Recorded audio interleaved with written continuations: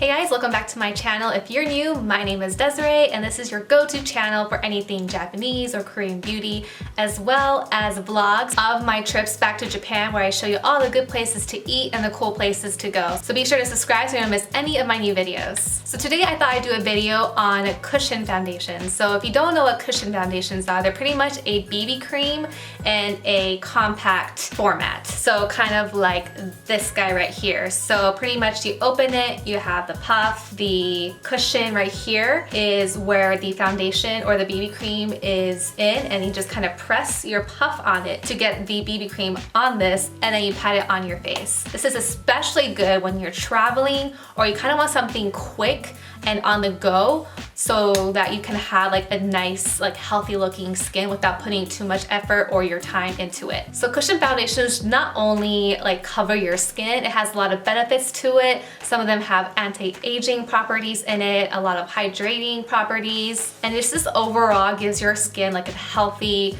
natural look. All right, that's good and all, but is it good for oily skin? So from what I've read from a lot of people online is that cushion foundations are good for people with dry skin or who don't have acne and that kind of stuff.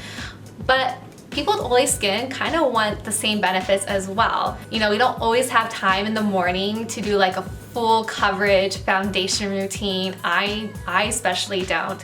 So I wanted to test that in today's video. So today I'll be testing out this cushion foundation right here, and it's the Mochi BB Cushion Pact by Dear Klairs. So not only will I be testing this product out to see whether it's good for oily skin, I'll also be testing it out to see if it's good for acne-prone skin and whether or not it gives you like the coverage that you need to kind of still give that natural look. So if you're curious to see what the final results are, be sure to watch to the end. All right, this is me, bare-faced, and as you can see, this is the skin of a teenager. I know, I'm like almost 30 and I'm still suffering, and it's all because of hormonal acne, and it is not fun at all. But my skin definitely has seen worse days, so I'm happy that it's kind of been getting better. But anyway, let's start with kind of like the primer application. I'm using the Touch in Sol No Problem Primer. So the cushion foundation I'm using is this guy right here. So this product claims to complement both warm and cool undertones in a natural way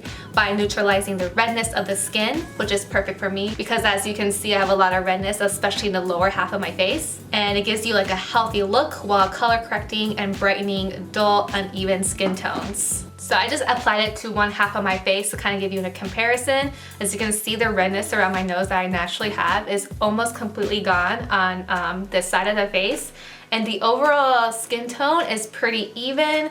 I do look kind of cooler than usual, but we shall see how it kind of holds throughout the day and how it looks after all the makeup is applied.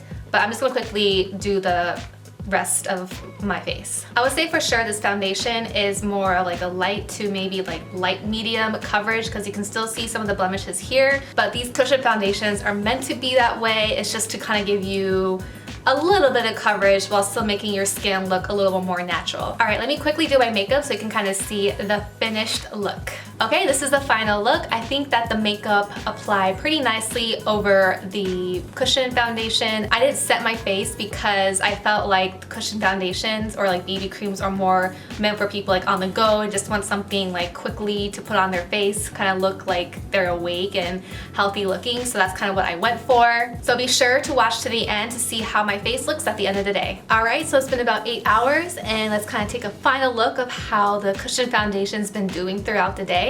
And I'm taking a look now, and it definitely did not really hold that well on my forehead. It is still quite oily. Definitely around my nose, it's just non-existent at this point. And then on my chin and maybe like the apples of my cheeks. But everywhere else, so like right here and then my jawline is still looks pretty good.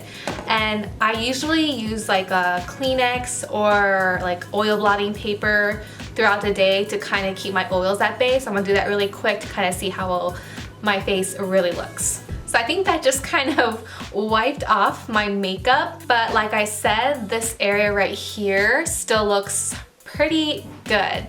And I would say for someone who has any like active pimples or zits or whatever, like the ones I have right here, it's not going to do too much to cover them, so you definitely do need like concealer or color correcting. But if you have acne scarring or just like recently healed zits, I have a lot of like right down on my jaw because that's where I got it the worst right after I stopped breastfeeding, and it still looks really good. Like it's pretty much covered, and I mean, as a no makeup kind of on the go kind of look, I'm pretty pleased at how the cushion foundation looked. So all in all, for people with oily skin, I say cushion foundation would work just fine. You just gotta remember to kind of gently blot your face throughout the day.